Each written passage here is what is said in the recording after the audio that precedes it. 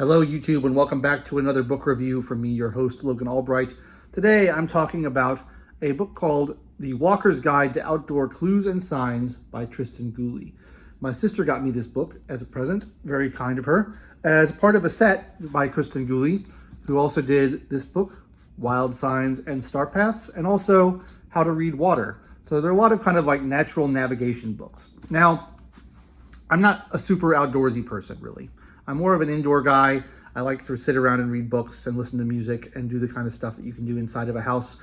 But I do like walking a lot. I walk a lot. I like hiking. I like camping. I like sailing when I get the opportunity. So I have a little bit of that outdoorsy streak in me, but just it's not an all-the-time thing. But I like this type of books because I like being able to observe things when I walk, and I like being able to do a little natural navigation. I'm generally pretty pro-technology, but I do have a Luddite streak in me and a kind of nostalgia and a romance of the way things used to be done and not having to rely on technology. Last year I started learning how to write with a dip pen and ink, and I've been doing that rather than using a keyboard, and that's a lot of fun. I really like doing that sort of thing. So being able to navigate without using your phone and your GPS is not only useful, but it's fun, and I was really excited to read this book. Now, funny story, I did finish this book, and I went on to Goodreads to log it in as that I'd finished it, and it turns out that apparently I'd already read it under a different title in 2021, 4 years ago.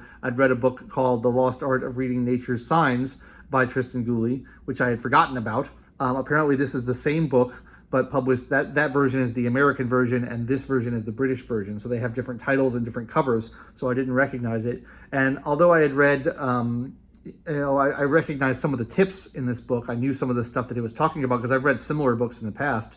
I didn't recognize that I had already read the entire thing before, which I guess they're the same book. I don't know if there's any changes between the two editions. So if you're in America and you're looking for this, you may be more easy to find it as The Lost Art of Reading Nature's Signs. I really liked it. It's a lot of fun.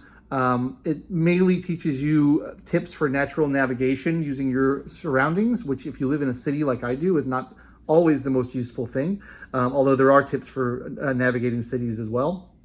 But a lot of it is things like, things that people know, like look at which side of the tree has moss on it. But there's a lot more tips like that about trying to discover which direction is north, which direction is south, by the way that the sunlight has shaped the environment, because in the northern hemisphere, the sun passes across the southern horizon during the course of the day. So things on the south side get more light than things on the north side, and all plants respond to sunlight in one way or another. And so you can kind of do that, but it's not only that. You can also, there's also tips about how the moon works, how to read the moon phases, how the stars work. You don't see a lot of stars here in the light polluted city, but that's nice to know. And there's also stuff that doesn't really have much to do with navigation. There's stuff about tracking using footprints. There's stuff about, learning about the landscape, like what kind of stone it's made from, what type of soil there exists in the area, what kind of minerals are in it. There's things about like how the landscape was shaped by glaciers or rivers and things like that, trying to just get a better idea of the world around you and the natural forces that play on it and create different types of environments. And I think being aware of that stuff is really nice. There's far too many tips in this book to commit to memory after a single reading, so I'm kind of glad that I read it a second time, even though I didn't remember everything, because you need to reinforce them and you need to reuse them. But just, if you can only pick up one or two things, it's kind of nice to know. And like some of the city tips I didn't know. For example, I love to go to England, but I don't know that much about the way the English system is. Especially because I'm not a driver, so I don't drive on their roads, but I learned in this book about how the highway system in England works and the numbering system and how you can see a road sign and tell which direction the road is going, whether it's going into town or out of town, and like whether it's going towards the west or the north or the east based on the numbers. All those kind of things are useful to know.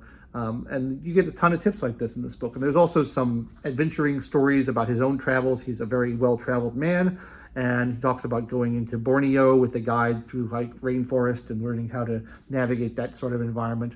A lot of the book is stuff that you really can't just tell people in a book. A lot of it you have, because the landscapes are so diverse and so various, there's no one rule that applies to everything a lot of the time. And so a lot of what he's talking about are just kind of encouraging you to do your own observation and your own study and pay attention to things and giving you an idea of what to look out for. For example, he talks about lichens a lot. Lichens grow on rocks and they grow on trees, but there's not really like one rule of if you see this lichen, this is what it means, or if it's on this side of the tree, this is what it means, because it changes depending on the location you're in, the environment you're in, the weather you're in, the time of year, all that kind of stuff. So, but he points out that, it's usually consistent. So if you walk around in your local neighborhood and you notice that the lichens are all growing on one side of the tree, the south side of the tree or the north side of the tree or whatever, then you can remember that and you can have that as a consistent marker to help you navigate when you're out wandering around. It's particularly useful when you don't have cell phone service. So you don't want to get lost out in the woods because it's very dangerous to do so. I also, speaking of danger, I really appreciate something he said in like the first chapter of the book or the introduction, where he talks about a lot of these type of books are overly cautious, and they try to warn readers like, oh, make sure you don't do this and don't go to these places, and make sure you have all the right gear, and you have to have all your first aid gear with you and everything. And he's like, it's fine, just don't do anything stupid, have fun, you'll probably be fine. And like, you don't need to stress about having all the perfect gear and all the perfect first aid or everything, and being afraid of going out into nature, because although there are plenty of hazards and dangers in nature, if you're sensible and you just use common sense, you'll mostly be fine most of the time. And I appreciate that, because I'm not an overly cautious guy, and I like to just forge ahead and see what things are and explore things. I went out to explore just this last weekend and found a new park that I'd never been to that is completely overgrown and not well tended and has lots of forest paths that clearly no one has been on in a long time. And it was useful to apply some of the tips that were in this book to help me navigate my way around. So I really liked it. I had a lot of fun. I found it very applicable. It ties into another book that I read many years ago called Finding Your Way Without Map or Compass, which is a very good book that I would recommend on a lot of similar tips on natural navigation using the sun and the moon and the stars and the trees and all the other stuff that's around you, and the oceans and the rivers and all that. It depends on where you live. These books were written by a British author, so they are sort of Britain-centric. So some of the tips of plants or animals that you're going to see may not apply if you live in the United States, as I do, but there are principles that you can apply to any situation, and I think they're a lot of fun. So I look forward to reading the other two. I don't think they will be quite as universally applicable to me, because How to Read Water, I'm not out on the water very much. Wild Signs and Star Paths, I don't see very many stars, partially because of the light pollution, partially because I have quite poor night vision and I can't really see stars very well, even when they're quite bright. But I'm looking forward to reading them anyway. So thank you to my sister Audrey for getting these 3 books. I will enjoy going through the rest of them. Now, this summer is turning into kind of crazy madness for me. There's a lot of traveling going on. I'm going to be traveling next week, and it's been difficult for me to keep up with my reading schedule. So I want to let you, my loyal viewers, know that I may have to fudge it a little bit on the next few weeks or months.